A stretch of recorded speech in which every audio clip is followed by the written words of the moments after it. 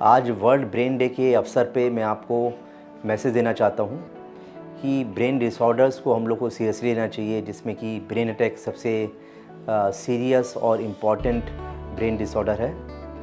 तो brain attack जिसे medical language में स्ट्रोक भी बोलते हैं, किसी भी व्यक्ति को किसी भी एज ग्रुप में हो सकता है। हालांकि ये 55 to 60 ईयर्स के बाद ज़्यादा कॉमन होता है, लेकिन ये देखा गया है कि इंडिया में 18 से 20 लाख, एक साल में 18 से 20 लाख लोगों को ब्रेन अटैक पड़ता है, और उसमें हर 20 सेकंड में कोई किसी न किसी व्यक्ति की इंडिया में ब्रेन अटैक से डेथ हो रही है। ऑल ओवर वर्ल्ड में ये सेकंड लीडिंग कॉज है डेथ का और डिसेबिलिटी का। इसमें पेशेंट को फास्ट निमोनिक के नाम से इसको मैं बताना चाहूँगा कि यदि पेशेंट को अचानक किसी भी व्यक्ति को फेस पर कभी कोई वीकनेस आती है, टेढ़ापन आता है, या हाथ पैर में कमजोरी आती है, जिसे ए के नाम से डिनोट किया गया है, और एस का मतलब है कि यदि स्पीच में अचानक स्लरिंग हो जाती है, लड़खड़ाहट आ जाती है या बोलना बंद हो जाता है, तो ऐसे व्यक्ति को तुरंत नियर बाय हॉस्पिटल में 6 आवर्स में तुरंत एडमिट कराना चाहिए, जिसमें कि प्रॉपर न्यूरोलॉजिस्ट की केयर में यदि प्रॉपर ट्रीटमेंट और क्लॉट बस्टिंग इंजेक्शन यदि दिया जाता है तो अधिकतर 80% 85% लोग 3 मंथ्स के अंदर काफ़ी अच्छा रिकवर कर जाते हैं। वो इंडिपेंडेंट होकर पहले की तरह काम कर सकते हैं। कुछ स्पेशल कंडीशंस में ये विंडो पीरियड 6 आवर्स से 24 आवर्स इंक्रीज़ हो गया है।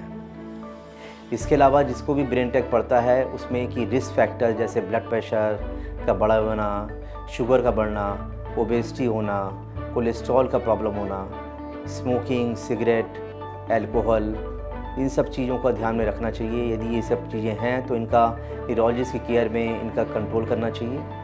का हार्ट की डिजीज़ होने से भी ब्रेन अटैक पड़ता है तो उसका चेकअप होना चाहिए, और यदि हार्ट प्रॉब्लम है तो उसका ट्रीटमेंट होना चाहिए। यदि हम इन रिस्क फैक्टर्स को कंट्रोल करते हैं तो ब्रेन अटैक को काफ़ी हद तक रोक सकते हैं, और इसीलिए कहा गया prevention is better than treatment.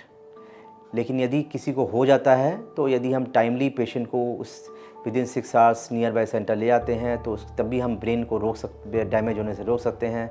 That's why it is called time is brain.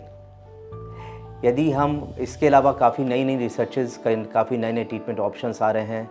कुछ पेशेंट्स में कैथेटर के द्वारा ब्रेन के अंदर क्लॉट को निकाला जा सकता है, और ऐसे केसेस में भी पेशेंट्स को 24 आवर्स के अंदर या 6 आवर्स के अंदर नियर बाय हॉस्पिटल पहुंचना होता है, जहां पे कैथेटर के द्वारा निकालने की फैसिलिटी अवेलेबल हो। Thank you.